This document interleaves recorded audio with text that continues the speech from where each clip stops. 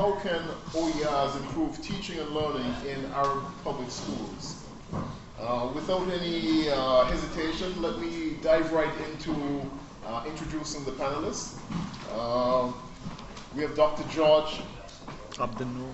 Should I introduce you again? Huh? Okay, we won't introduce you again. Okay, so we all know Dr. George very well, so I won't introduce him again. Just on the immediate left of Dr. George, we have Dr. Maria Fragkaki. She is an academic educator and senior researcher with a PhD, a state scholarship, and 2 masters in information communication technologies in education. She holds a UK fellowship in the Higher Education Academy, FHEA, in the UK, and a state fellowship in new technologies in education. Her specialization links technology-enhanced learning with critical pedagogy in higher education. She has extensive teaching and research experience in 5 countries, the UK, Greece, Cyprus, Palestine, and Jordan, with 25 years of teaching experience as an academic teacher and almost 14 years as a senior researcher. Currently, she works as a senior lecturer at the University of Patras, and she's collaborating as a senior researcher at Al-Quds Open University of Palestine and as a professor counselor at the Hellenic Open University. In parallel, she's also a visiting senior researcher at the University of Surrey in UK. So, Maria, welcome to our panel. All right. And immediately on her left, we have Dr. Ayman Helmy, the Director for Educational Services Development Program in the Ministry of Communication and Information Technology. He's also a lecturer in Computer and Information Technology. Ayman has more than 16 years of experience in educational reform with ICT. He has supervised and implemented several strategic and international projects in graduate and undergraduate education. He has also participated in numerous international and regional conferences on educational reform, as well as with UNESCO and various international organizations in conferences that support the transition to open source educational resources.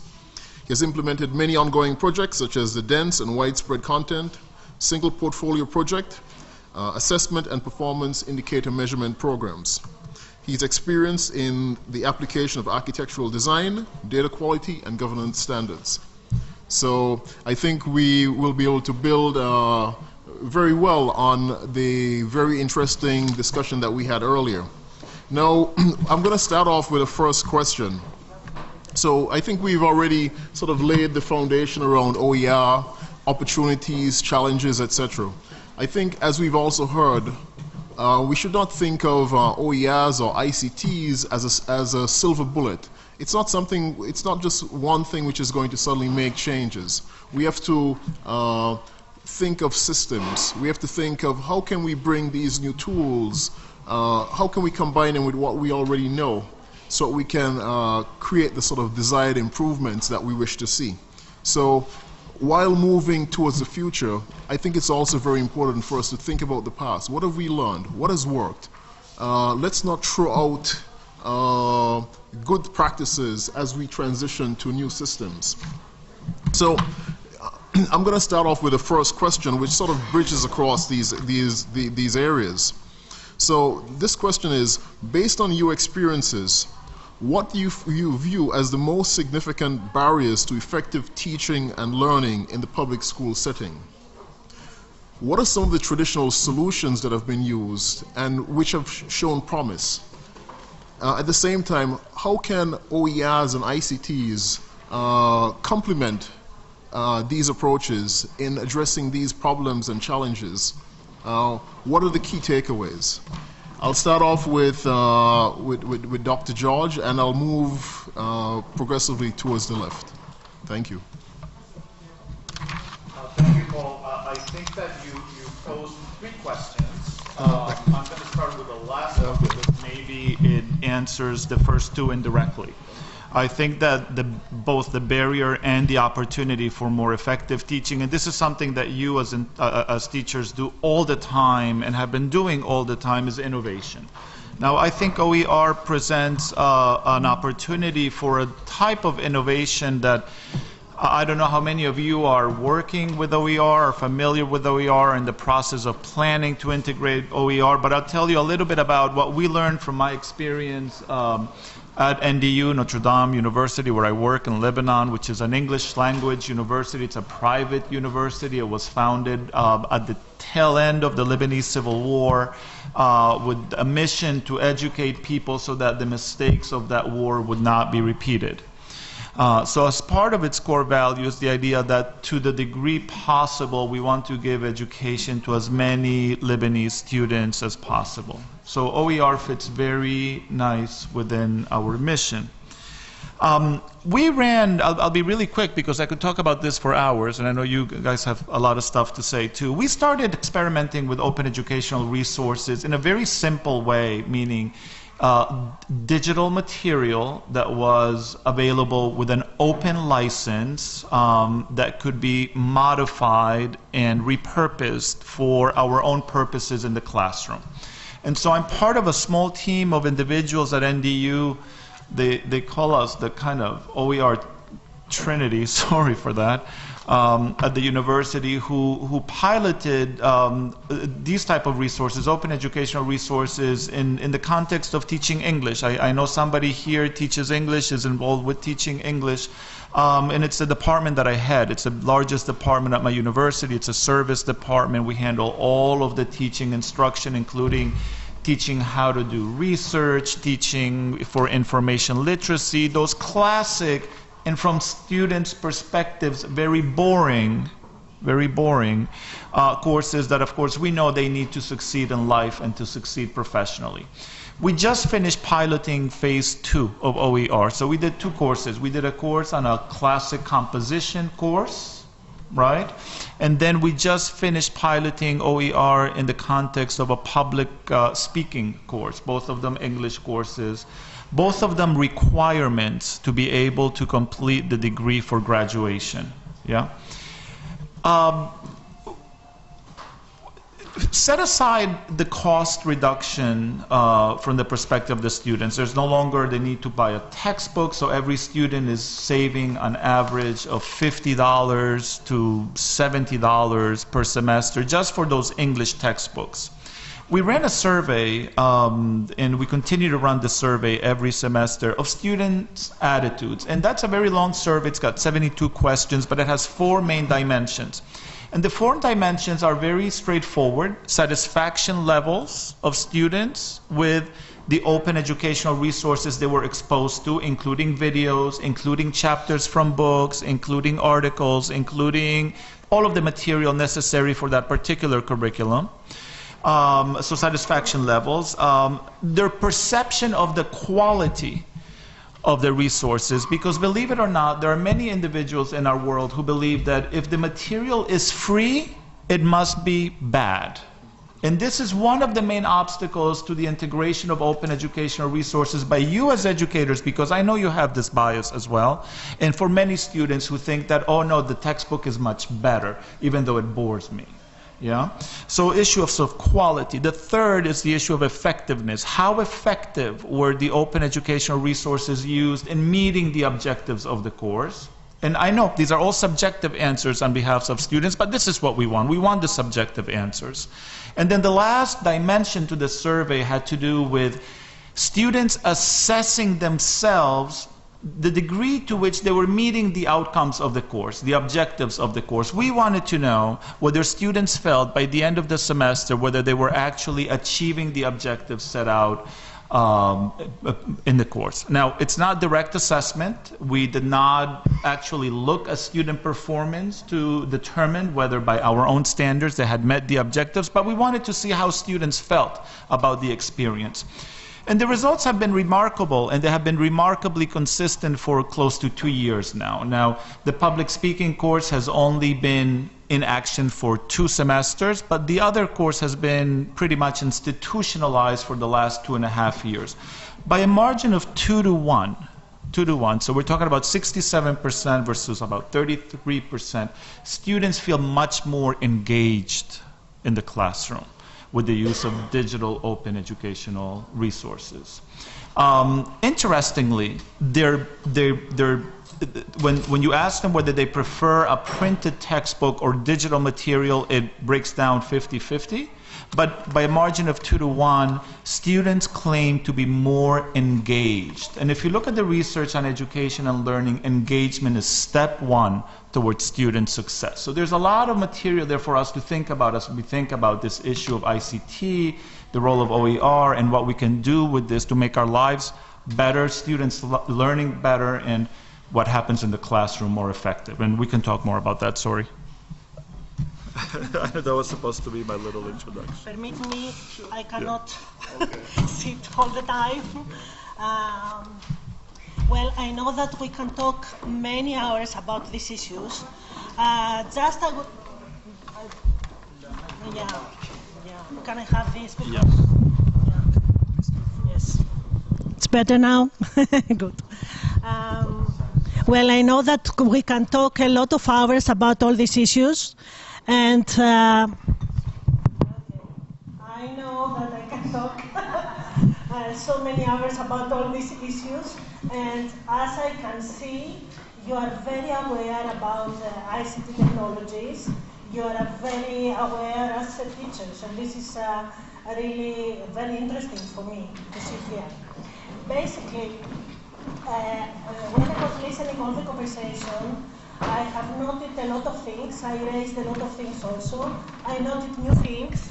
And basically, I can say to you what I believe are the barriers just in a few words, and how we can change, how we can meet these barriers. Well, I have noticed here, first of all, are the basic. As my colleague told you there, do you know the Maslow Pyramid? Pyramid, yes, you know from pyramids, I think so. So the Maslow Pyramid, it's about the basic needs of people. The first step are the basic needs. Now, they have written that the first step, it is Wi-Fi. So if you Google the Maslow Pyramid, you can see now the Wi-Fi. So without connectivity, we cannot have technology. Without technology, we cannot have open educational resources. Of course, we can have other resources. Okay, so the second thing, it's basic also. We are talking about infrastructure. And we are talking infrastructure, I think, to the public schools, not to the private schools, not to the experimental schools. And be careful, we are not talking about only these problems are not concerning only Egypt or Palestine, but UK also, but Greece also. Greece is my country. But India, I was in India a couple of years ago. The problems are the same. The challenges are also the same. So what it is different, and sometimes it is a problem, it is the culture. But look what I mean. When I say culture, you Arabs, as we Greeks, we have a great culture. I don't talk about this kind of culture. I mean about stereotypes. I mean about stereotypes. There are existing stereotypes in our countries. In my country, in Greece, we cannot have mobiles inside classroom. We can use internet, but each classroom can have only one main computer. So the teacher have the computer. When I visited first time Palestine, we were running an an FP7 project, a great one. So we did a lot of learning activities and everything. But when we went to the schools, to the public schools, I realized that, so we developed a Facebook group, because as you told, everyone can use Facebook and have Facebook. It was not permitted to use our Facebook group. So everything we have done was on papers. The digital gender divide in Arab countries exists. It exists. Of course, we are here Of course, we want to try, but we know that in marginalized areas, there are a lot of women and girls that are not permitted to use internet. I know that. I know from Palestinian friends, and I know also from Greek friends that are living in rural areas also. Another stereotype that it is culture problem is we as parents. We as parents, we believe that the book and that the book is the knowledge. Internet is not the knowledge. For that reason, some parents in Greece, they say, now you have exams, so give me your laptop, give me your computer, you will not have internet. So, when I visited UK for the first time, after all this culture, I went to the King's College University, and the president, the dean of the department, met me and told me, I asked him what I'm going to teach. And he asked me, what you want to teach? I said, come on, is he crazy here? Where is the curriculum? And he told me, please send me by mail in a week 5 items, 5 issues, 5 thematic areas that you would like to teach. I sent him this, and then he told me, okay, now do you want to start with 4 and 5? I say, yes, of course. And then I told him, where I can find books? And told me, you will develop the material. Oh my gosh. Do you know how difficult it is for us teachers? We say, okay, the government is responsible for this. The culture is responsible for that. The other problem is that we don't believe that we have the knowledge or the power or the time to do such things, to develop our material. But I was on trap, because when he told me, you have to teach whatever you want, I said, great, he's a great man.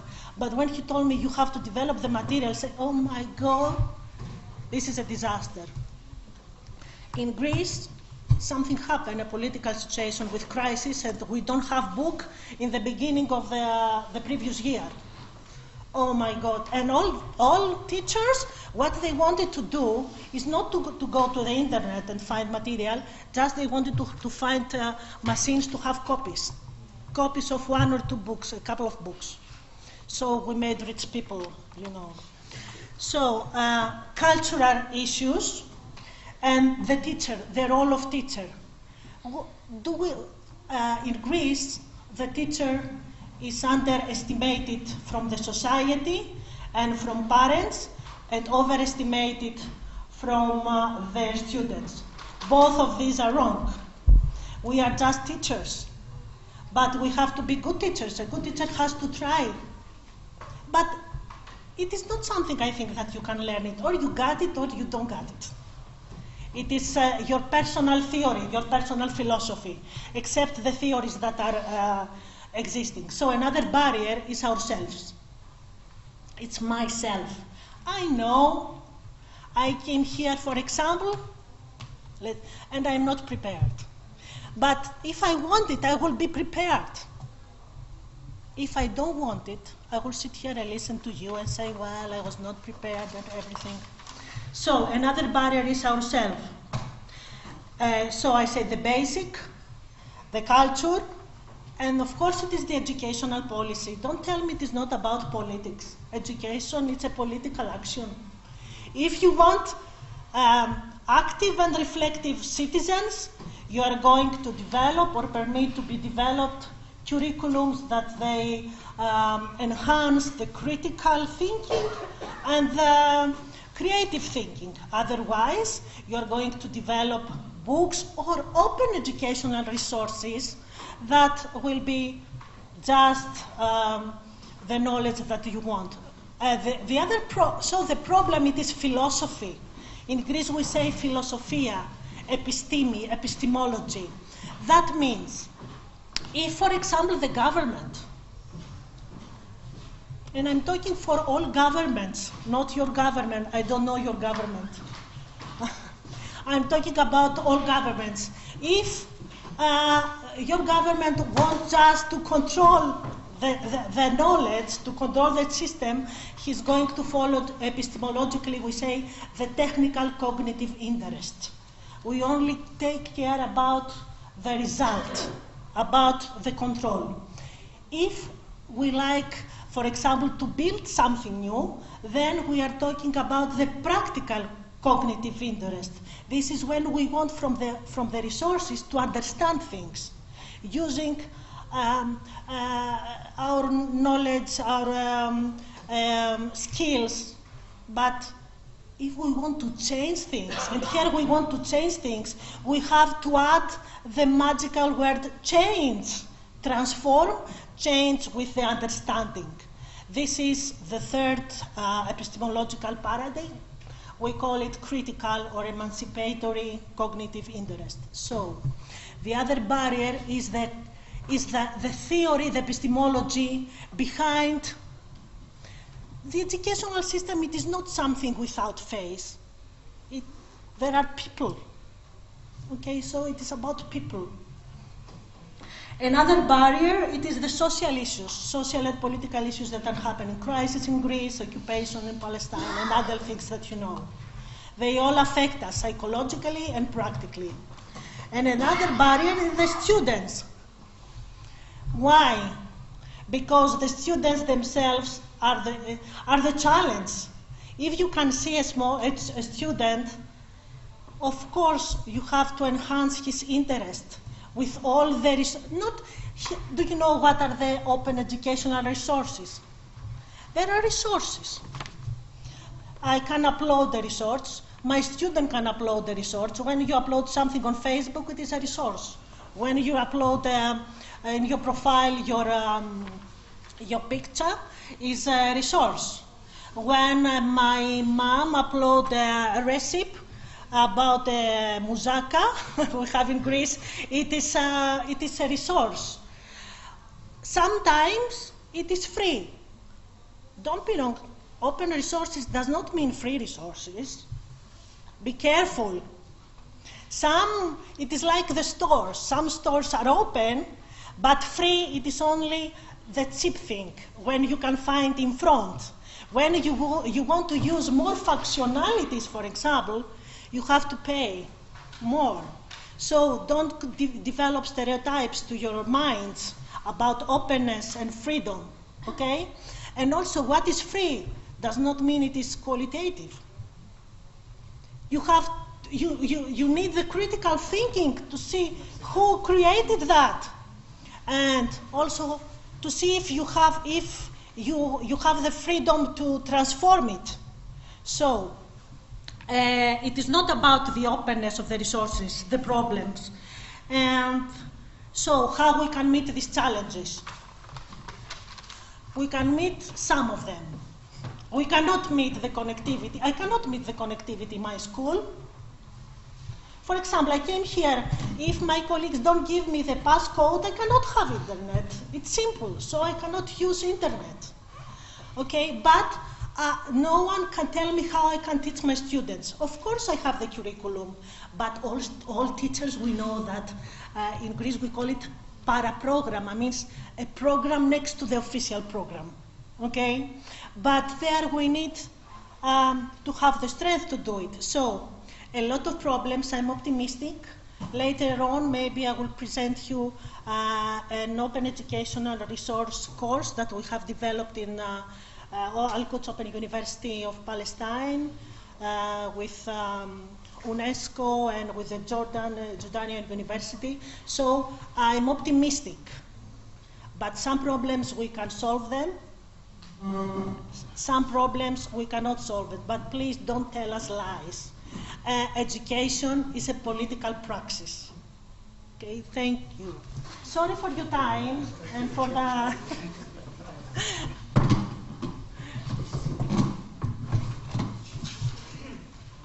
Thanks, Dr. Maria. Thank you, Dr. George. Thanks, Dr. Paul. May I speak in Arabic? Of course. Because I would like to be close to our stakeholder.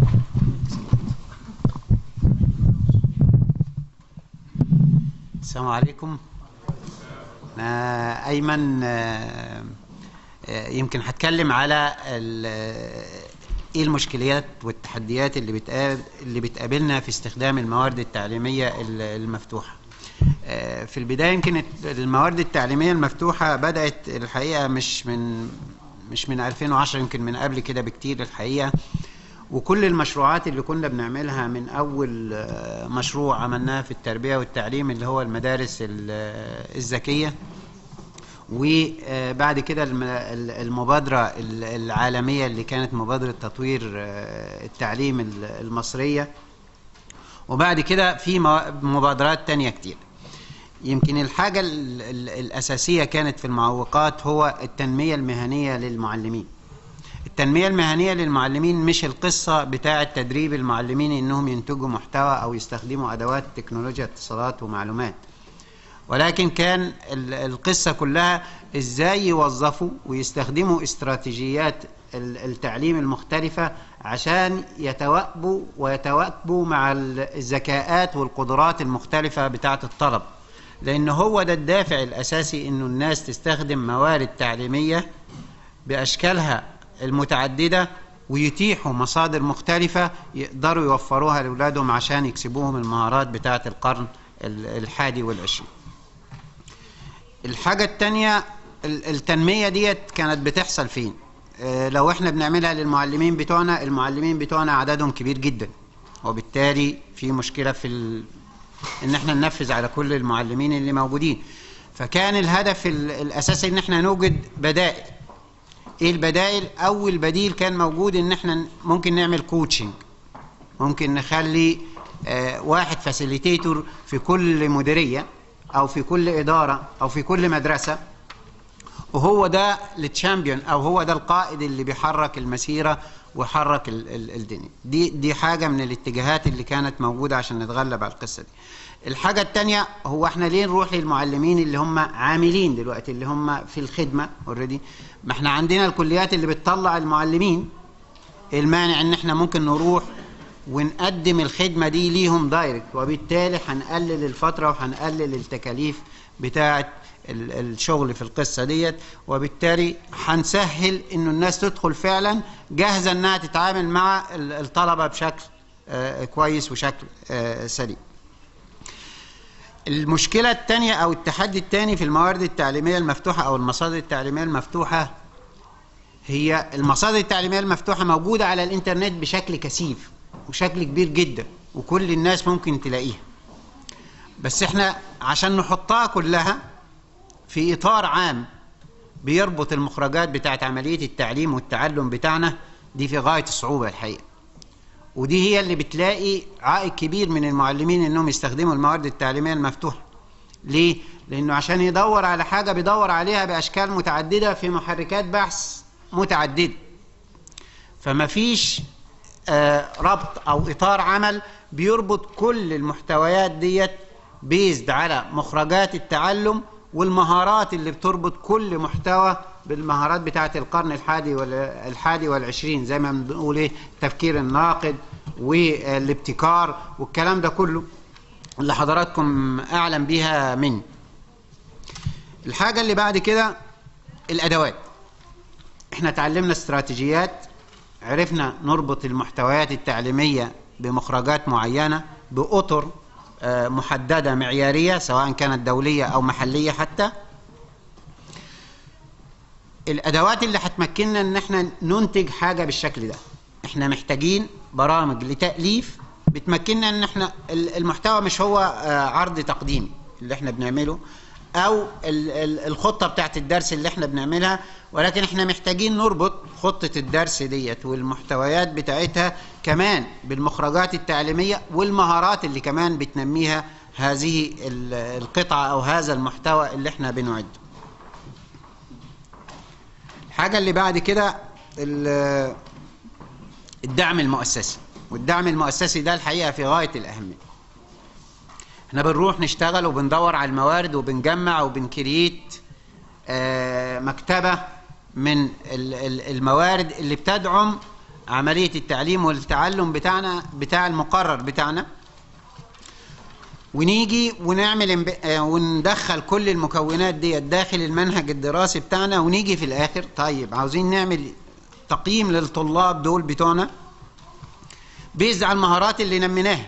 يعني احنا الهدف الأساسي ان احنا نستخدم موارد تعليمية مفتوحة، ان احنا نستوعب الأولاد كلهم وننمي القدرات بتاعتهم بشكل إلى حد ما متساوي. احنا عملنا الكلام ده كله، ونيجي في التقييم او زي ما بيقولوا عليه قياس مؤشرات الاداء، بنلاقي احنا بنركز على حاجه واحده. احنا حفظنا ايه وخلصنا ايه. كل المهارات اللي انا بشتغل عليها وكل اللي انا بعمله خلال السنه والتعب اللي انا تعبته مع اولادي كله راح، ما حدش استفاد. فاحنا بالتالي ما بنحسش بالفاليو بتاعت استخدام الموارد التعليميه المفتوحه ودورها في تنميه المهارات ودعمها للمنهج الدراسي بيزد على المهارات المطلوبة في السوق أو المطلوبة في المجتمع. يعني القصة بتاعت الانفراستراكشر والانفراستراكشر البنية التحتية، المقصود بيها مش البنية التحتية اللي هو الانترنت والأجهزة داخل المعامل والكلام ده كله، لا كمان المكان اللي أنا هرفع عليه الحاجة وأقدر أسترجع الحاجة تاني وأقدر أستخدمها والكلام ده كله. برضو المنصات اللي موجودة، يمكن احنا في مصر مؤخرا عملنا العديد من المنصات وكانت جهات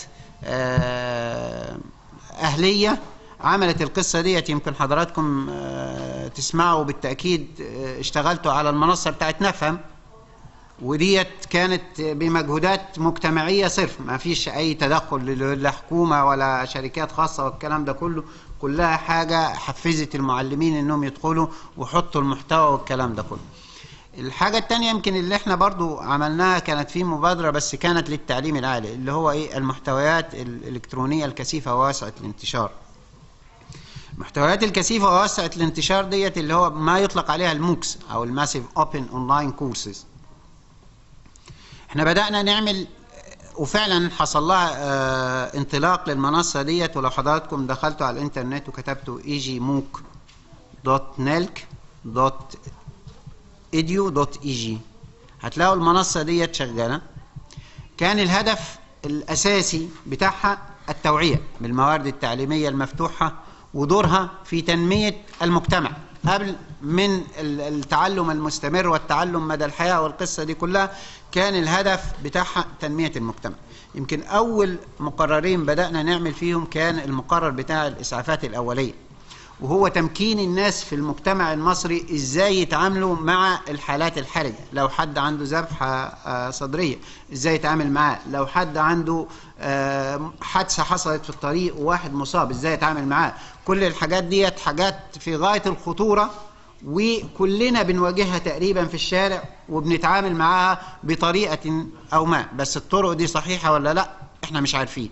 فقلنا ايه المانع ان احنا نطلق هذا الموضوع ونحاول نعمل توعية كاملة لكل الناس اللي في المجتمع، عشان ما نبقاش بنركز على الطلبة. لا، التعلم المستمر ليس له علاقة بالطالب ولكن له علاقة بالمجتمع. المجتمع كله لازم يتحرك ويتحرر نحو التعلم المستمر، لأنه هو ده الهدف الأساسي بتاع التعليم، وهو ده اللي ممكن يحركنا من المرحلة اللي احنا فيها لمراحل أبعد من كده.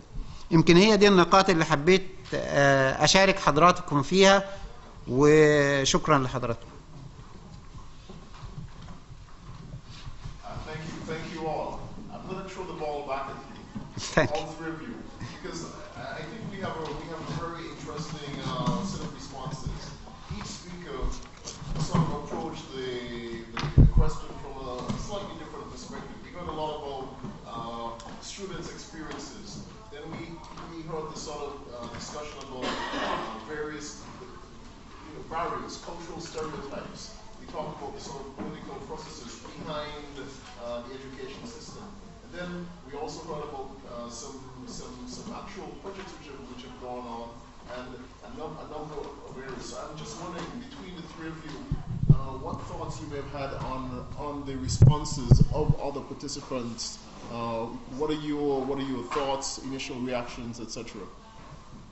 You can go in any order that you wish. It was not clear to me, but I thought that my colleagues were going to ask something. You mean that we respond to one another? Yes.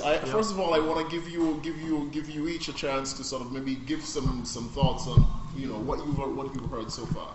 Can I start maybe? Sure. Yeah. Yes. All right. Why don't I start?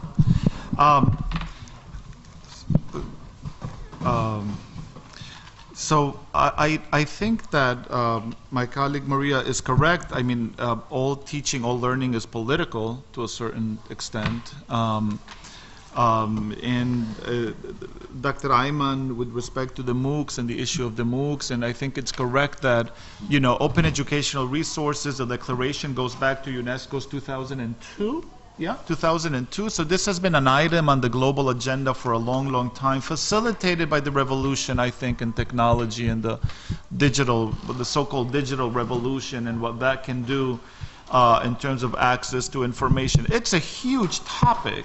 There are many philosophical issues, I think, that come to bear on, how does someone learn? What does it mean to learn? What is the quality of the resources? In Lebanon, for example, and this goes back to the first panel, we don't have the government acknowledging via a formal national qualifications framework what e-learning is. In that sense, we're behind places like Jordan and I believe Egypt. Why is that? I'm not sure, but learning, so we can put as many MOOCs together as we want and offer them, but we cannot award credit to a student who takes a massive online open course, whereas the student on his own can go to Coursera and register and pay a slight fee and learn something in 8 weeks that would take me a year to teach him, and get a certificate at the end for a very small fee. So there are macro issues and there are micro issues. I'm not a big fan of MOOCs, by the way. I'm one of those people, and the research tells us that a large percentage of participants drop out after a certain time. So there are big questions about MOOCs. But I am a big fan of open educational resources because I think you have to be strategic about what the digital revolution is making available to you. And open educational resources, in the end, even if you continue, even if you include audiovisual material in it, are like the material that you and I use in our classroom traditionally, but they're in digital format, even though the actual definition says that they can be in any format. I understand. In my institution, in my department, we've decided to define OER a little bit more narrowly, which is that it should be digital material, because we care about sustainability and we don't want to waste paper. Number one. And number two, it cannot have any for-profit, it cannot have any advertisements on the page, on the resource. We've decided to take that step because we found that many advertisers were using open resources to, as marketing tools. And so, we went that extra step. I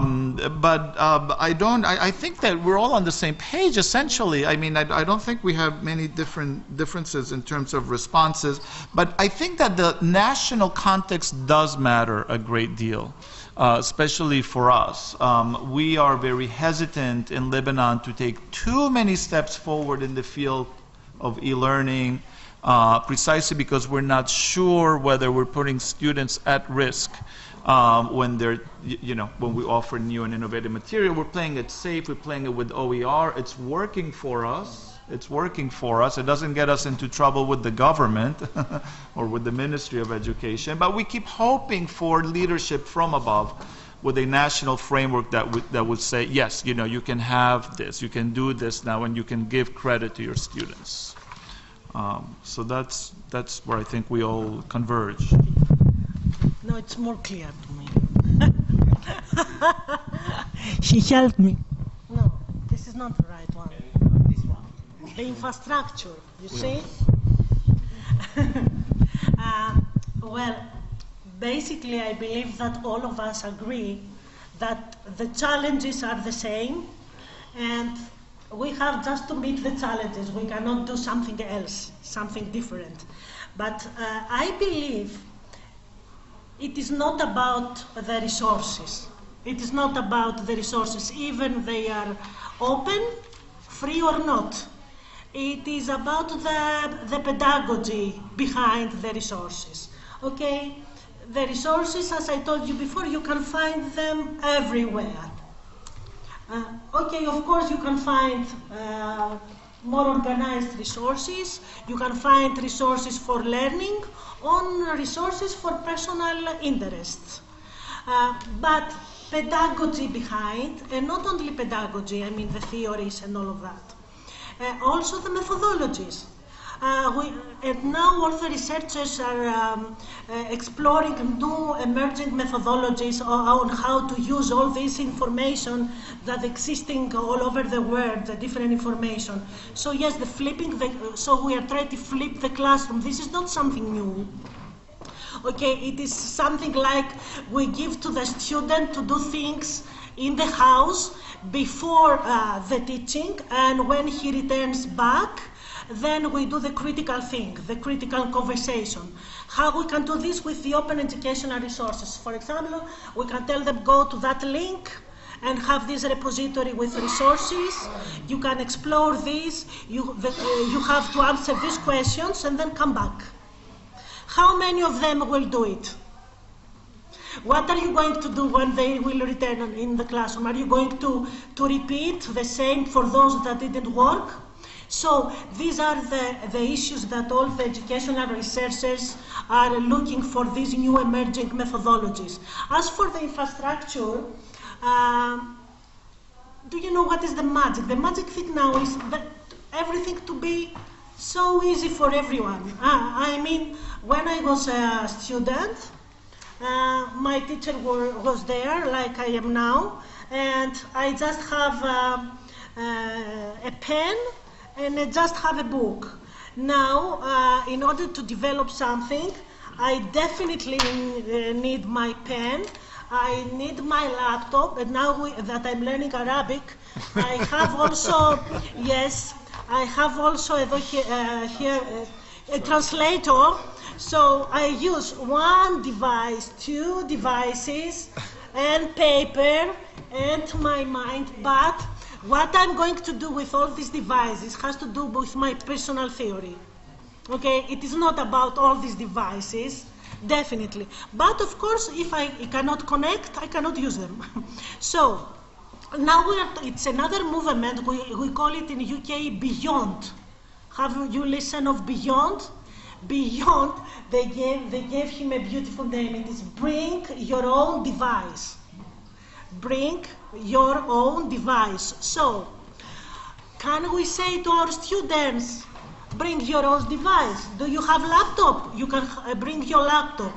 Do you have iPhone? Bring your iPhone. Do you have Android? And we are going to teach you alternatively. Have you ever heard about the methodology of the differentiated instruction? This is something that says we have to teach with using open educational resources. We can teach everything for all, but also for each one. I cannot teach the same thing for everyone. So it is not about the resource. It is a resource on the internet. You can find it there.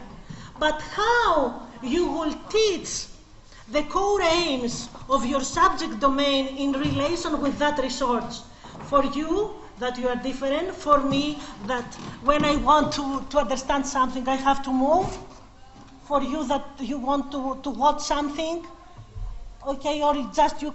So it is about pedagogy behind the resources. And of course it is about and politics, and culture, and infrastructure, and of course the tools. There are so many tools. Why we are using Facebook, or Viber, or WhatsApp? Because they are easy and free.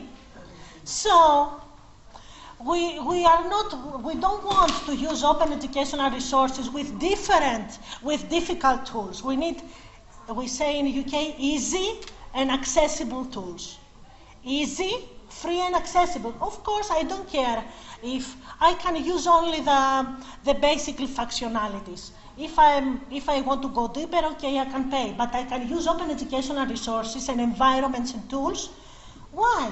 To create, to develop a portfolio. Do you know what is portfolio? It is like that, my bag, that I have this and that, and my colleague there try to help me not to lose them, because, so a digital portfolio is a portfolio that you can have, it's an open educational environment, that you can have everything there.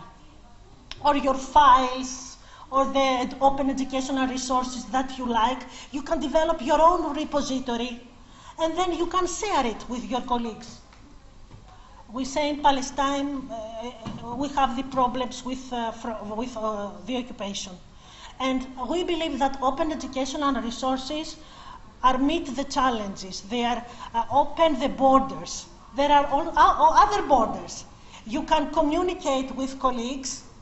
You can share material with dashboards. This is, for example, tools, environments, open educational resources. So it is about the resources, about philosophy, about culture. Hector, it is about everything. But the hero here is the teacher. The hero always is the teacher. And we are asking everything for the teacher. And everyone. The parents are asking for the teacher. The government are asking for the teacher. And there is a department now, a new department in UK. Each university has a new department. They call it well-being department. So this is possible to collaborate with all universities department about the good health of the staff and the students because of all these problems. Okay. So everything, it is connected. I'm talking a lot, I'm a woman. Yeah, take your time. Stereotype. I will return back to Arab again. يعني الحقيقة هو ما فيش تباين كبير جدا بين دكتور جورج ودكتور ماريا ويمكن اللي أنا اتكلمت عليه. يمكن التحديات هي بتاعة الموارد التعليمية المفتوحة هي تقريبا كلها متشابهة، ولكن الحاجة الوحيدة أو الاختلاف الوحيد اللي موجود هو طريقة معالجة هذه التحديات والتغلب عليها. لأنه الحقيقة الطريقة اللي احنا بنتعامل بيها بتختلف من مجتمع لآخر. كل مجتمع ليه المقومات بتاعته والآليات اللي ممكن يشتغل بيها، ويمكن العينة أو العدد اللي احنا بنتعامل عليه عشان نحل المشكلة بيختلف من مجتمع لآخر، وبالتالي طرق المعاملة والأساليب اللي هنتبعها لازم تبقى متنوعة ومختلفة. دي يمكن أول حاجة. الحاجة التانية، احنا الحقيقة في مصر، يمكن هروح للحتة بتاعت مصر وده الحاجة الأساسية بالنسبة لنا. الموارد التعليمية المفتوحة من وجهة نظري لن تؤتي ثمارها في مصر إلا من خلال تشجيع المعلمين. تشجيع المعلمين مش ان احنا نديهم فلوس او حاجة زي كده، ولكن لو حضراتكم فكرتوا في المسابقة، ما انا هقول لسه مش الفلوس هي الحافز الوحيد، ولكن انا ماديا ومعنويا. صح. ما هو ده اللي انا بس الماديا دي خليها متأخر، بس المعنويا هي الاول. والمعنويا الحقيقة هو الدافع الاساسي اللي هيخلينا مستمرين. بالتأكيد الماديا ده مهم، وده انا من وجهة نظري حاجة اساسية لازم نعملها، ولكن احنا بنعمل الكلام ده ازاي؟ مش كل واحد شارك في انتاج مورد تعليمي مفتوح هو هيحصل له إثابة أو هياخد فلوس، ولكن لو احنا عملنا مستودع كبير للموارد التعليمية المفتوحة وقلنا والله احنا أكتر 100 مورد تعليمي، احنا هنتيح الكلام ده كله ل1000 واحد عندنا، ل1000 معلم أو 2000 أو 10000 معلم، وأحسن 100 مورد تعليمي طبقا لتقييم ال 3000 أو ال 10000 معلم دول هيحصل لهم إثابة بشكل ما، لابتوب، فلوس، whatever إيه اللي هيحصل، بس تتعمل بالشكل ده. ده اللي ممكن يعمل حراك الحقيقة في المجتمع المصري، لأن احنا مبنيين، يمكن المصريين بطبيعتهم مبنيين على الدافع. احنا عاوزين حاجة تدفعنا ان احنا نتحرك ونعمل الكلام ده كله. لما احنا بنبدأ بدون دافع او مجهودات فردية، بالتأكيد في جزء كبير جدا مننا بيشتغل بس ما بيكملش. احنا بنبدأ فبتحصل ايه؟ انه الاستدامة بتاعتنا بتقل، وبالتالي لو انا قدرت ابني نموذج عمل داعم ومستمر، هو ده اللي ممكن يبني الحتة بتاعة الموارد التعليمية المفتوحة، سواء كانت في مصر أو خارج مصر. وشكرا. So thank you, panelists. I can take maybe 3 questions. So this was the first one that I saw. This lady was second, and I think the lady in the group. هو اللي بيخرجنا. لكن احنا كنا في بداية تعليمنا مرتبات أقل من كده بكتير، بس كانت الحياة معقولة، وكنا شغالين بأقصى طاقة لنا. يعني احنا هقول لك في منطقة تكاد تكون حضرتك ما تعرفهاش، من اللي هي المناطق اللي بنقول عليها أرياف وأرياف. سنة تقريبا 2000 اشتغلنا على معمل الأوساط، وأثناء الامتحانات كنا الامتحانات اللي شغالة النقل كنا بنجيب الطلبة بتوع ثالثة إعدادي ونديهم محاضرات، وشغالين بأقصى طاقة لينا، مجموعة شباب طالعين بدون ما بندور على قرش. وأنا عن نفسي أنا ما اشتغلتش مجموعات داخل المدرسة، لكن الحياة دلوقتي بقت صعبة. فأنا نقطة إن مسؤول زي حضرتك تتكلم تقول أنا الدافع المادي للمعلم هيشغله وهيدينا أكتر، دي أنا وجعتني قوي حقيقي والله. والحقيقة أنا ما قلتش كده. أنا ما قلتش إن الدافع المادي هو ما قلتش الدافع المادي هو. عشان بس أصلح الموضوع، وأنا آسف لو كان قصدي حضرتك كده، بس أنا ما قلتهاش. شكرا. Can I have my question in English? My question to the panelists is, I remember that Dr. George said at the first session, it's not about having a computer inside the classroom. And Dr. Maria as well addressed that it's not about having different educational open resources, but it's about how to use them. So at the end of this session, do we need to address that concept of digital literacy before thinking about the open educational resource? Because I don't think that having a lot of open educational resources or having more facilities inside the classrooms would help the teacher to know what educational resource to use, how to use or reuse or remodify. If, for instance, I used an audio tape with a student who had a podcasting application in his mobile phone, that wouldn't satisfy the student. And the other question is about something that Dr. Ayman has mentioned. He said that we won't be able to put all the open educational resources in one place.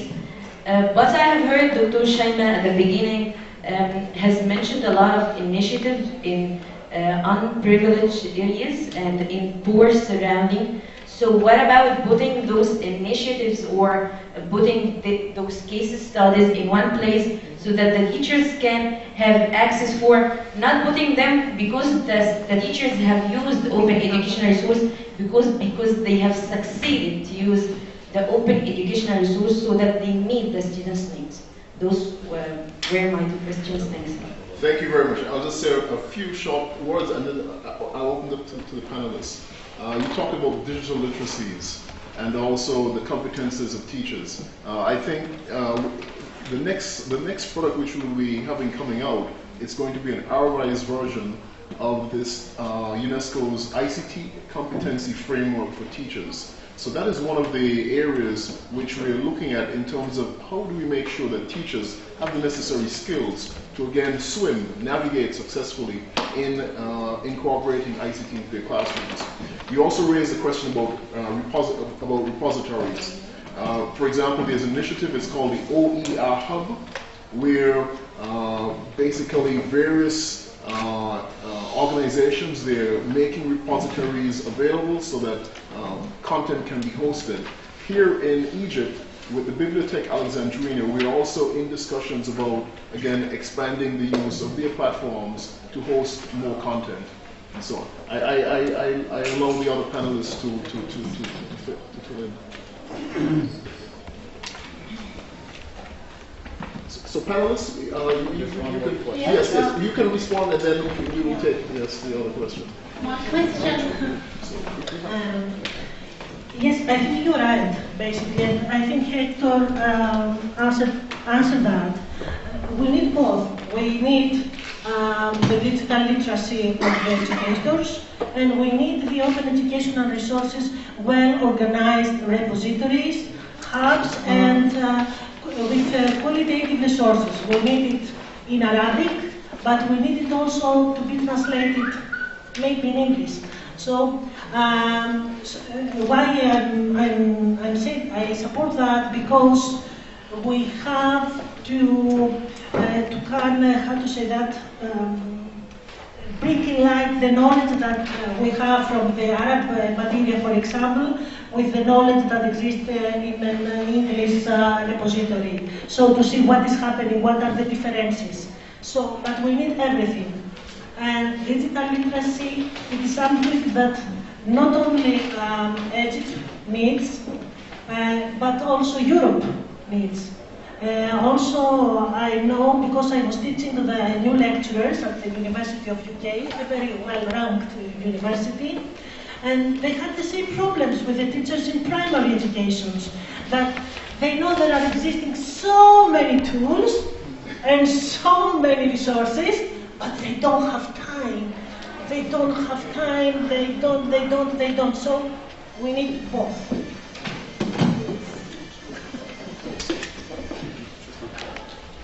طيب أنا بالنسبة للسؤال طبعا إحنا محتاجين للمعلمين الحاجتين. أول حاجة اللي هو تمكينهم إنهم يستخدموا أدوات تكنولوجيا اتصالات ومعلومات عشان يقدروا ينتجوا. بالتأكيد لازم يبقى عارف الأساسيات بتاعة استخدام الحاسب وإزاي يستخدم الأدوات المتاحة عشان يطلع محتوى، وإلا بالتأكيد مش هيطلع محتوى.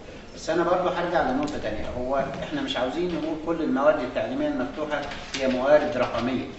على فكرة المواد التعليمية المفتوحة ممكن صورها متعددة، ممكن الأنشطة اللي حضراتكم بتعملوها بورق وبأدوات داخل الفصول بمورد تعليمي مفتوح، ممكن يتاح في صورة رقمية أو ممكن ما يتاحش في صورة رقمية.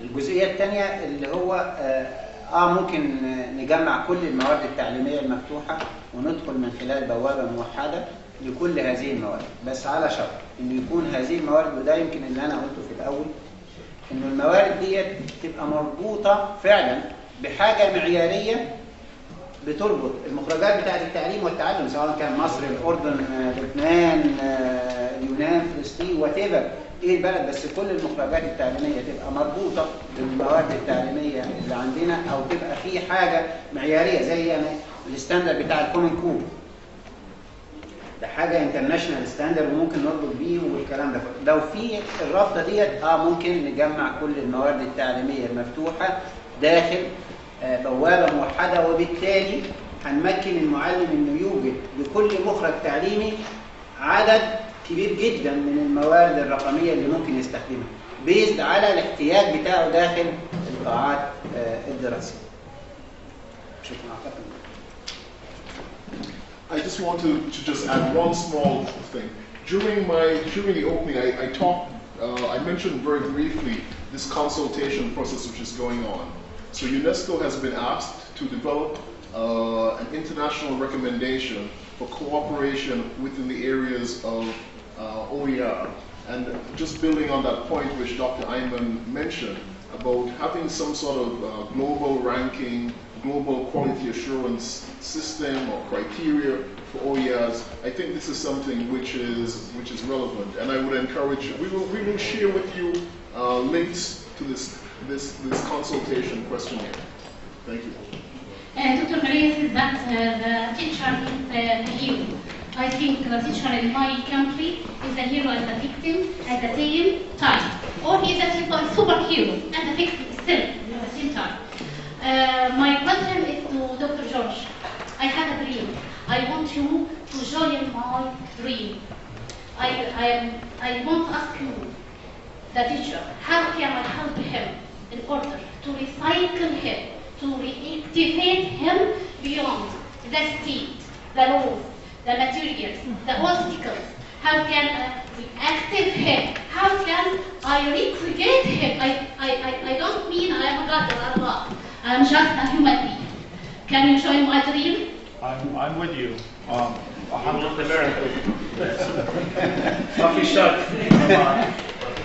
But I do believe that I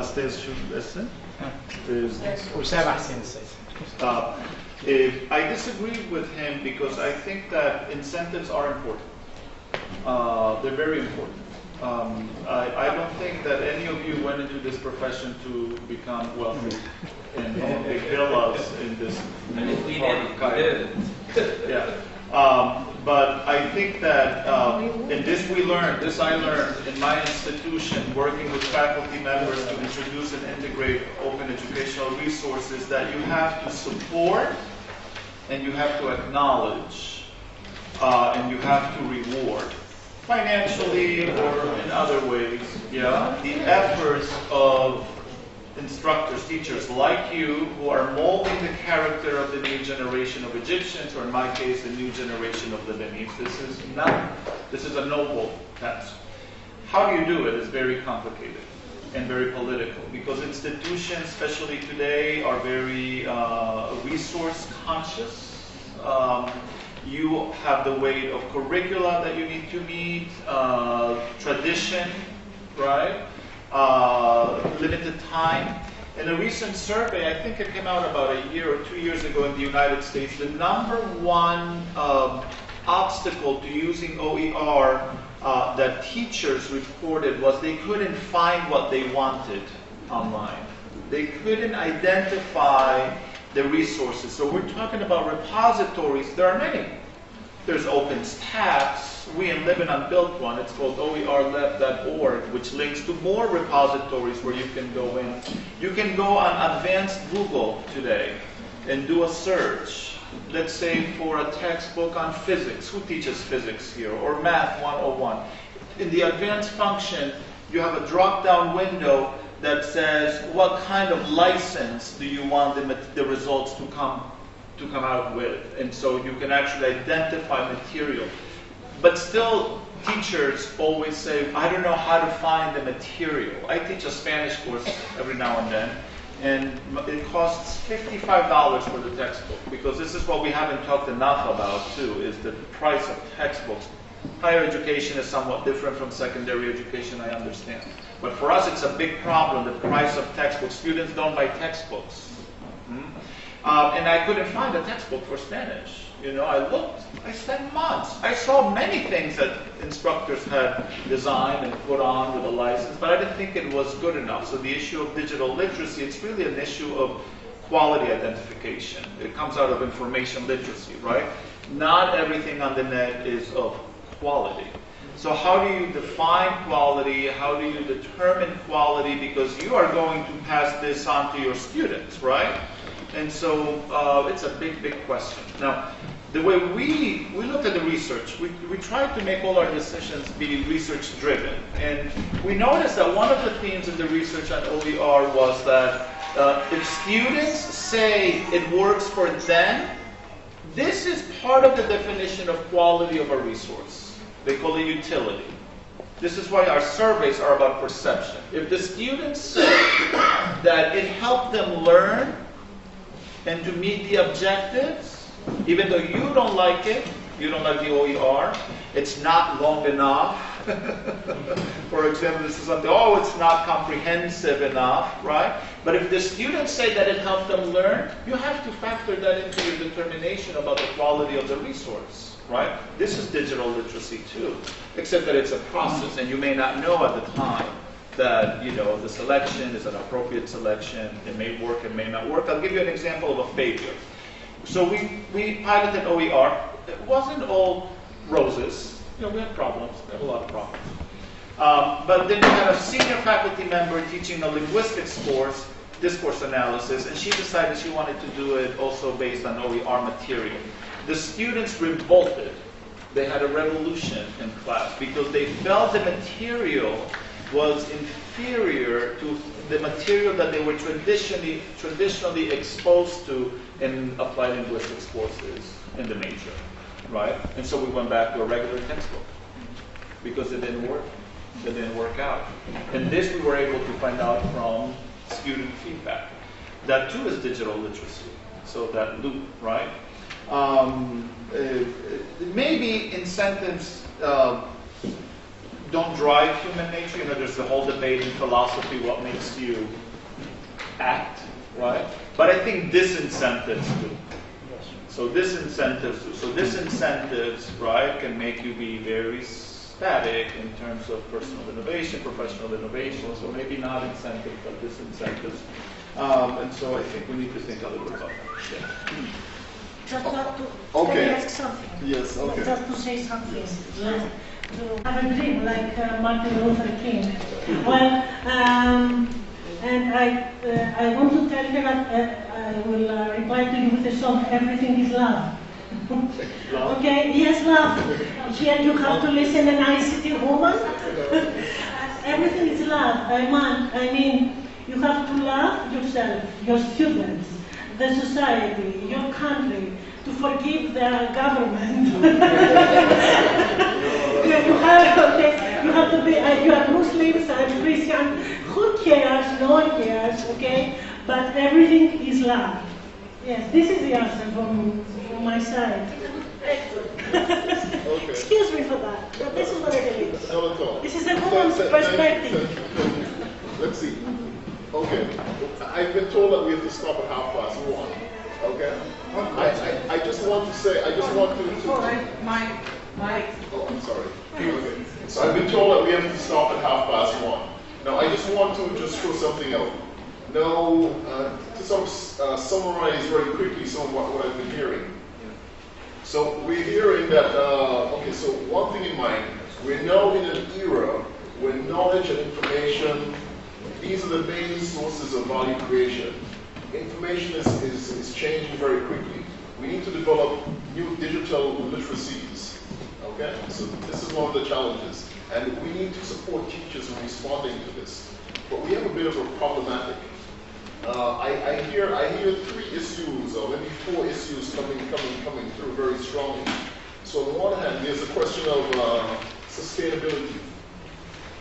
We just heard, for example, based on the definition of OERs, we heard from NDU, they said that they don't allow, for example, free OERs which are supported by advertisements to feature in their work.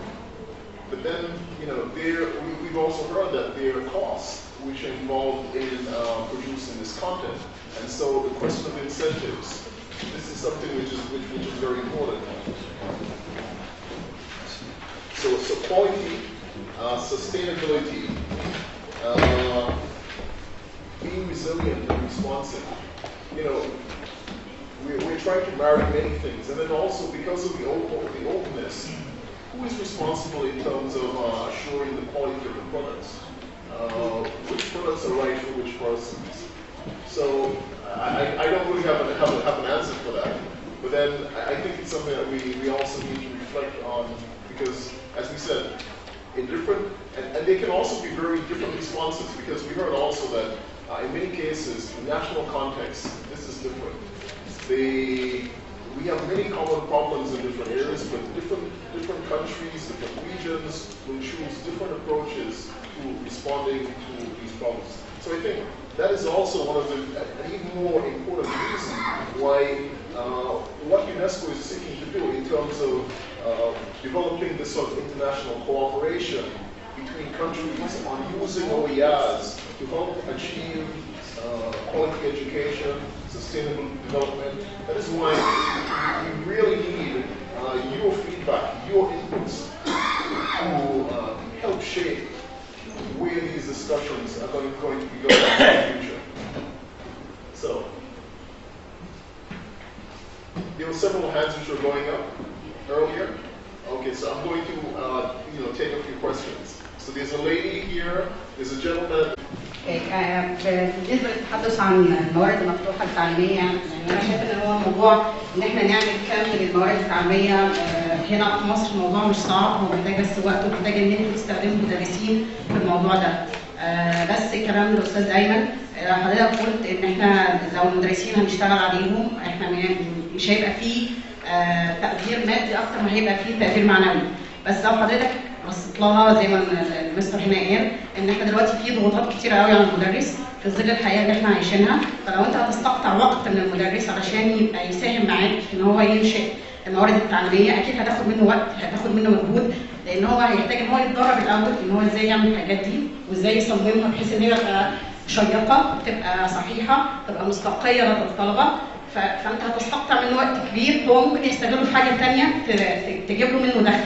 فلو ما فيش رؤيه واضحه للمدرس ان هو لو هيساعد في الموضوع حاجه زي كده، ان هو ايه العائد اللي هيعود عليه من الموضوع زي ده، خصوصا ان احنا حتى لما سمعنا سياده الوزير لما اتكلم مع عمرو اديب في البرنامج، هو عمرو اديب قالها له صراحه ايه بالنسبه للمرتبات بتاعت المدرسين، فحتى الرد بتاع سياده الوزير ما كانش واضح ان هو ما يعني هو بس ايه احنا هنشوف لهم هنعمل ايه وهنحاول نشوف حاجه ثانيه دخل اضافي بدل الدروس الخصوصيه متكون من كده، يعني هيساعدوا في اعمال التصحيح، هيساعدوا بس ما فيش رؤيه واضحه بالظبط ايه الافاده اللي ممكن تعود، فبالتالي ما فيش هيبقى دافع عند المدرس غير زي الحاجات اللي هي الفرضانيه اللي بتطلع ان كل مدرس عنده هدف معين، وفي بتبقى حاجات فرديه مش حاجه قوميه يرتفع عليها المدرسين في انحاء الجمهوريه بحيث ان احنا ننجح الموضوع ده.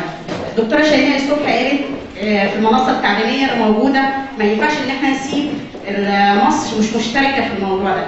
نفس الكلام، هل احنا مجرد ان احنا عايزين نبقى حاطين اسم مصر في المنصه التعليميه فقط، ولا المفروض ان هي تبقى حاجه قيمه تفيد فعلا الناس سواء في مستوى مصر او على مستوى الدول العربيه الثانيه المشتركه في المنصه، وهل هيعود حاجه على الطالب وعلى المدرس من ورا الموضوع ده، ولا بس مجرد ان مصر ريبريزنتد بس في الموضوع ده؟ شكرا.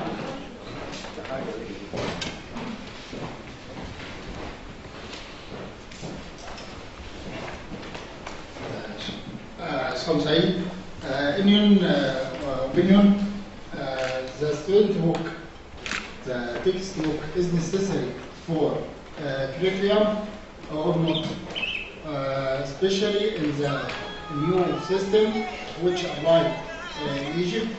There is no textbook.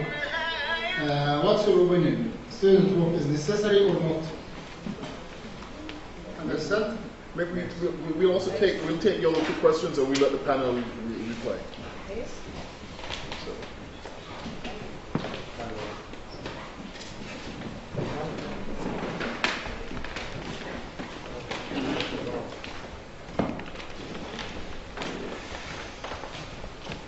أحمد عبد التواب. بشكر أولا الجامعة الأمريكية اللي يعني بتعاملني كإنسان. تتمنى ان وزارتي ايضا تعاملني كانسان. ليا مع المصادر التعليميه تجربه مؤلمه وسعيده. في الترم الاول هذا العام انا مؤمن جدا بالمصادر التعليميه، وده سبب ليا اكثر من تهديد بالطرد من المدرسه. الموجه جابها لي صراحه، انا كل ما اجي لك الاقيك في المعمل ومشغل الفيديوز، لا انا عاوز اشوفك في الفصل. فجي تاني لقاني في المعمل، وانا صممت جدا لغايه ما الامور يعني تصاعدت جدا وحسبتها مع نفسي. انا لو سبت المدرسه ال 300 جنيه الحافز مهم جدا ليا ولابني الوحيد. ال الترم الثاني استاذ عبير اخصائيه المعمل، ما دخلتش معمل المصادر التعليميه ولا مره للحفاظ على ال 300 جنيه اللي مرتبي اصلا مش محصل $90 في الشهر. فالامور فيها امور جدا. يعني البيئه اللي احنا فيها، انا غير جدا على بلدي. انا نفسي بلد تكون افضل بلد في العالم. اللي بيحصل النهارده ده الحمد لله انتوا بتشتغلوا علينا. لو في عربيه BMW واقفه على الارض، ايه قيمتها؟ زي اي حجر في اي صحراء، قيمتها لما تتحرك. فارجو يعني استاذه الشيماء موجوده، ارجو انها توصل بقى. يعني احنا موجودين النهارده عشان نستغل المصادر وتعلمونا حضراتكم عشان نرتقي بالعمليه التعليميه. طب احنا بقى كمعلمين، انا كانسان، انت انا بموت في بلدي ومهما يحصل ربنا يعلم يعني. واستاذ حمدي كان مدير ليا في يوم من الايام في المدرسه، كنا بنقعد لغايه بعد المغرب بعد غروب الشمس بنحب المدرسه، وهو كان مديري في وقت من الاوقات. ارجو عفوا يعني انا بكرر الشكر للجامعه الامريكيه اللي بتعاملني كانسان، واتمنى من بلدي تعاملني كانسان.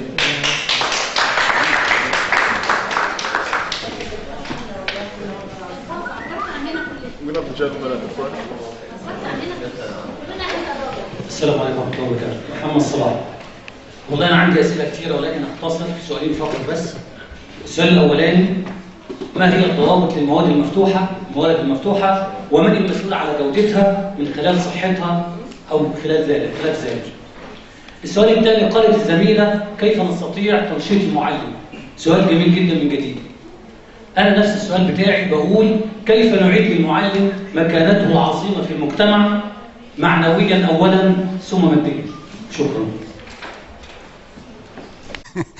فخليني ابدا. انا عندي قناعه، انا مش في التربيه والتعليم، انا يمكن في وزاره الاتصالات زي ما حضراتكم عارفين، بس انا عندي قناعه كبيره جدا: التعليم لن ينصلح الا بانصلاح حال المعلم.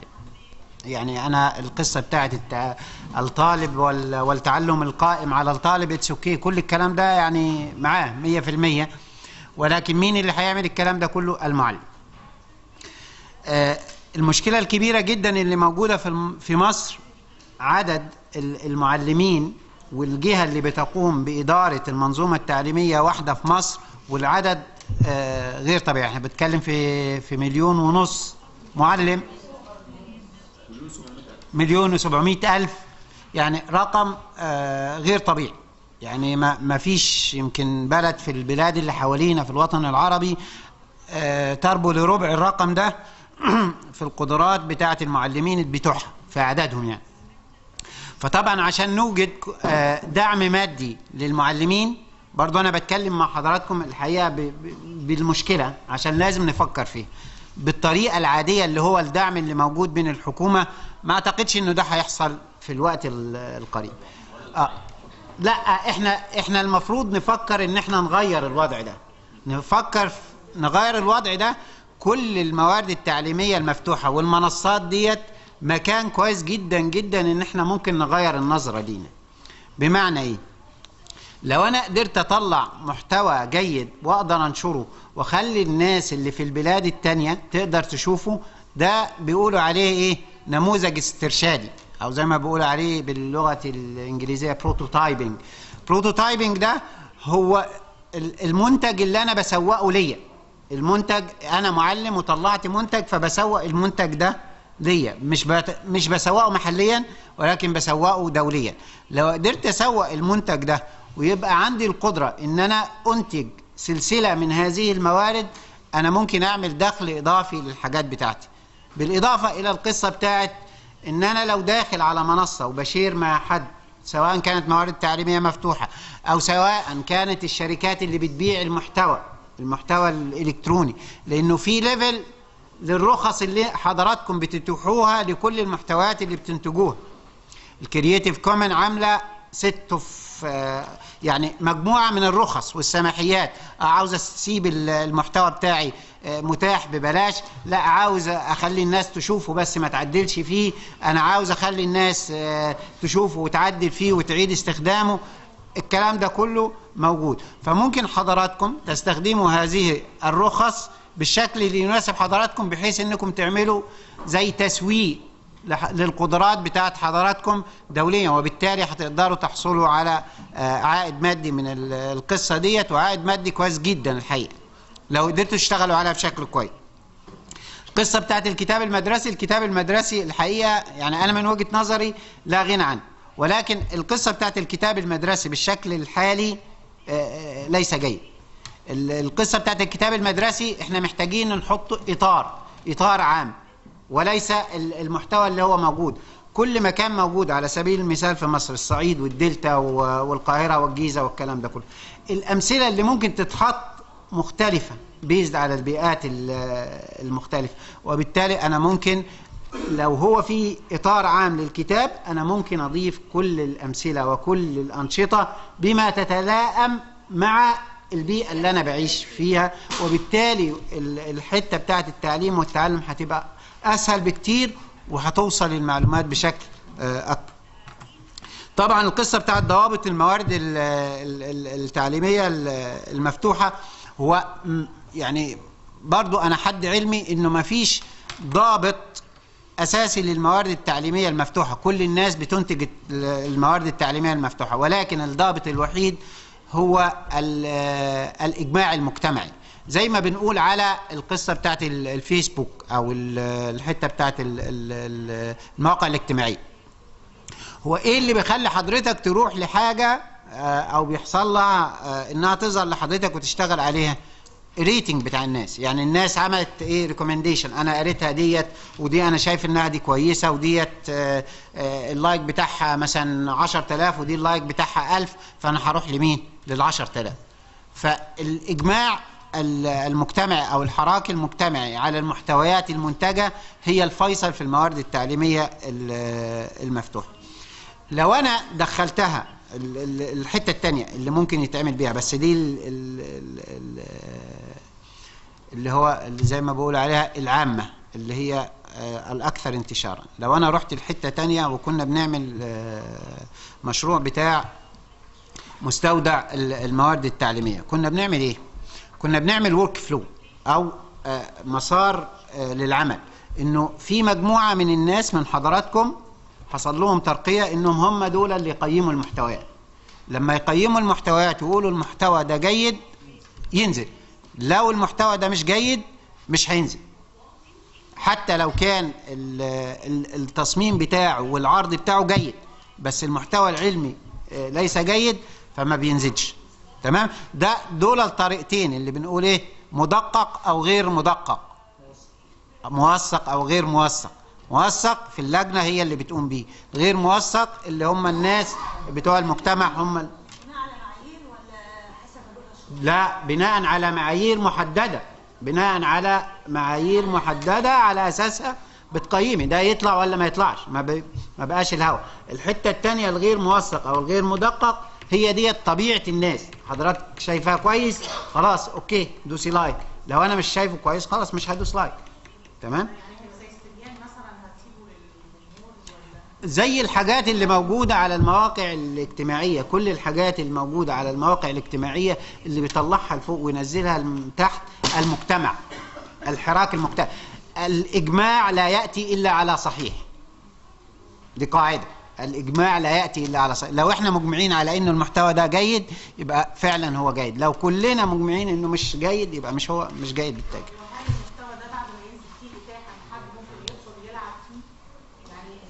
بعد ما ينزل على المكان بتاعه اللي احنا هننزله عليه، هل في بعض الموسوعات انا ممكن ادخل تيدت وتعدلي بعدل فيها، هل ده بعد ما يخلص القيم ونزل وخلاص اتوافق عليه ممكن اي حد يدخل يلعب فيه ويغير فيه معلومه ولا ده تعتمد القصه حضرتك بتقولي عليها فاليد، انه ممكن تاخدي المحتوى تعيدي استخدامه مرة تانية عشان تنتجي حاجة جديدة، بس القديم برضو موجود وانت عملتي حاجة جديدة، يعني عملتي إعادة إنتاج من المحتوى اللي موجود، طلعتي منتج تاني فبقى منتج ألف ومنتج ب. منتج ب ممكن يبقى فيه مشاكل بس هو ما دخلش في السلسلة التانية، لو دخل وزين التقييم هيحصل عليه التقييم ويطلع هو جيد أو غير جيد. لو حطيتيه حضرتك بالشكل بتاعه ممكن التقييم المجتمعي هو اللي هيحكم. بس دول حاجتين. تمام. آخر نقطة، كيف نعيد للمعلم دوره؟ المعلمين أقدر ناس إنهم ممكن يجاوبوا على القصة ديت وغيروا الموضوع ده. يمكن أنا مؤمن بحتة هو إحنا مش محتاجين نروح نشتغل عند حد، إحنا محتاجين نكريت الشغل. المعلم هو اللي هيغير المنظومة، هو القادر على تغيير المنظومة سواء كان في وزارة التربية والتعليم. مش هتيجي من القادة، المفروض تيجي من حضراتكم. حضراتكم الكتلة الحرجة في المجتمع، فأنتوا اللي ممكن تحركوا المجتمع كله. بس أهم حاجة ما هو حضراتكم لازم توجدوا الدوافع، ولازم الدوافع تبقى متعددة بحيث أنها تستوعب حضراتكم كلكم، لأنه القصة كلها مش وشكرا لكم. أنا خلصت. هنعلق برا.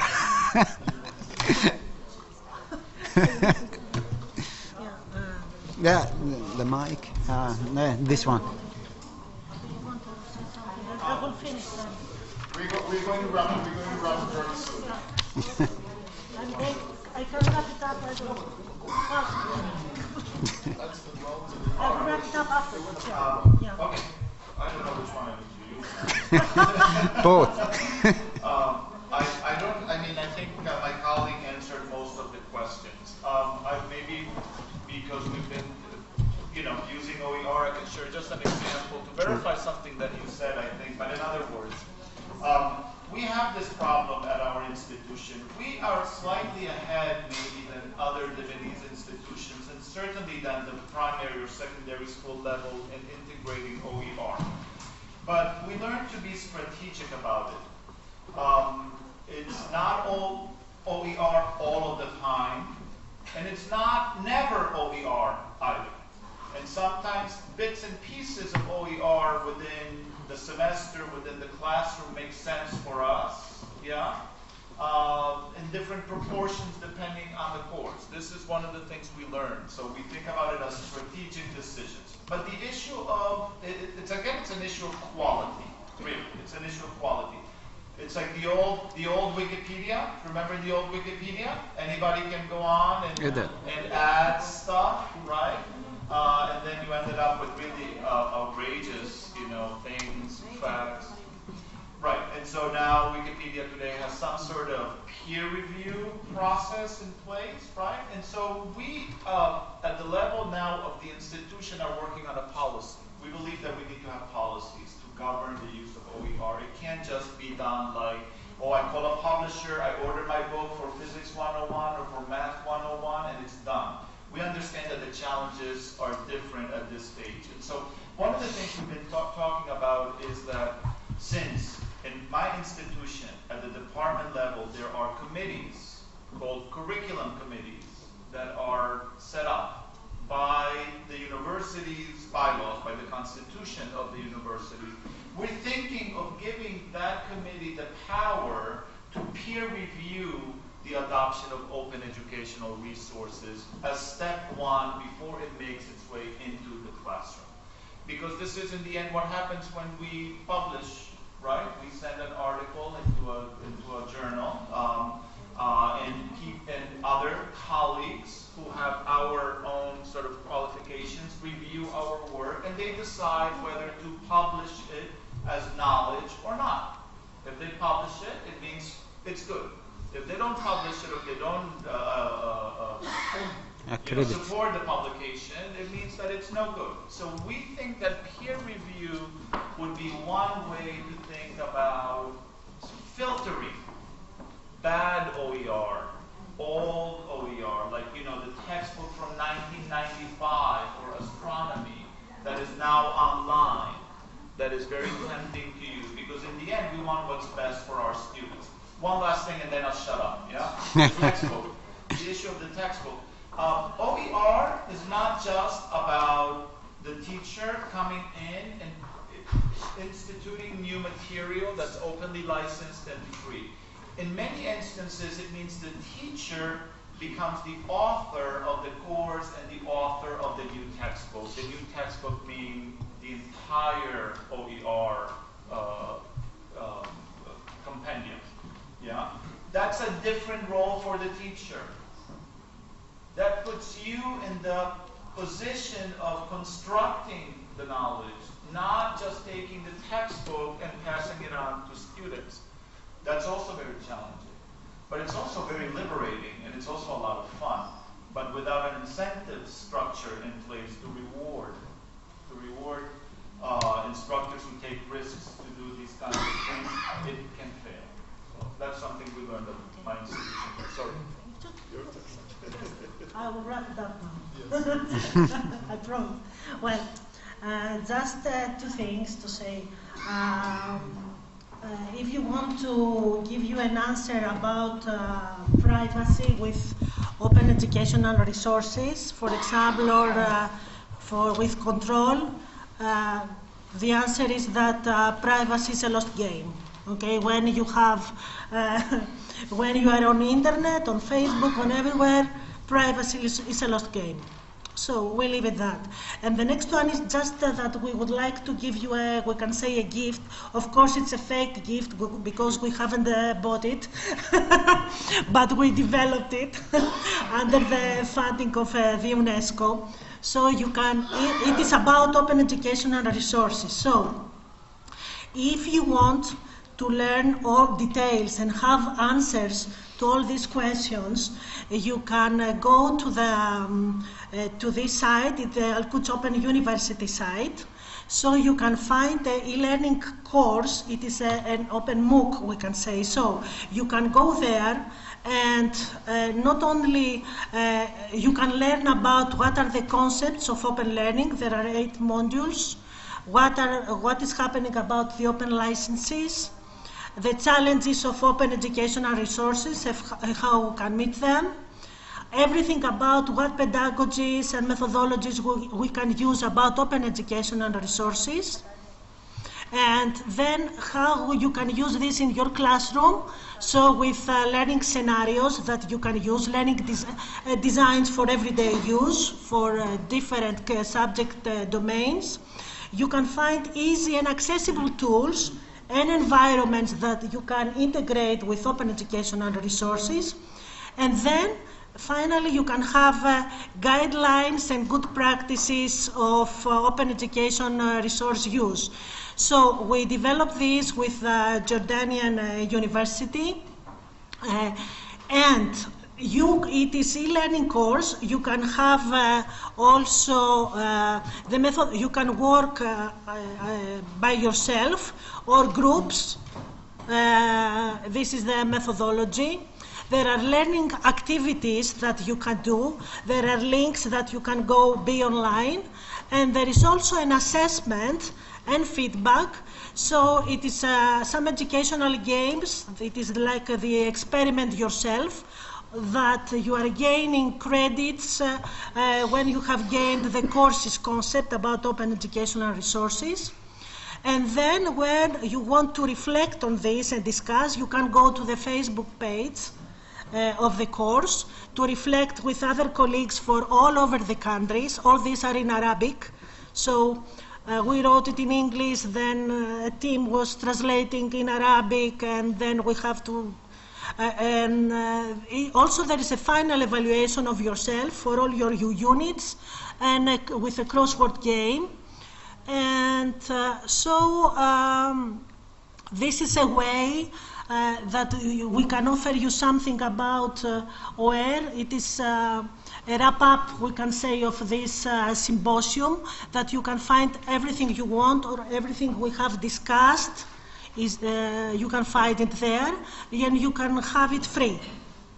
Okay, so you can go free and you can do it and redo it, and friends of yours, and please disseminate it to other colleagues of yours, because it is something that you can use. Okay, this is for me. Thank you so much. All right. Hector? So we've now come to the end of our session. I want to thank you, the audience, for your engagement. Of course, all three panelists for the insights, the experiences that they've brought, drawing on work in Lebanon, in Palestine, the UK, Greece, and also from here in Egypt. So thank you all. Let's keep this conversation going. As you can see, we have to construct these answers because we have the advantage of being pioneers. We're moving into new areas, and so we also have the opportunity to write the new books, to write the new texts, to leave a legacy behind which will help to guide others who come afterwards. So with that, I stop and I hand over to Dr. Jehan, who I'm sure has a few announcements to make. Thank you all. Thank you, Paul. أولاً بشكركم جميعاً على حضوركم وعلى مداخلاتكم وأسئلتكم واقتراحاتكم وعلى الحكايات والأمثلة اللي أنتوا شاركتوا بيها واللي بتبين إن طبعاً مفيش حاجة مستحيلة.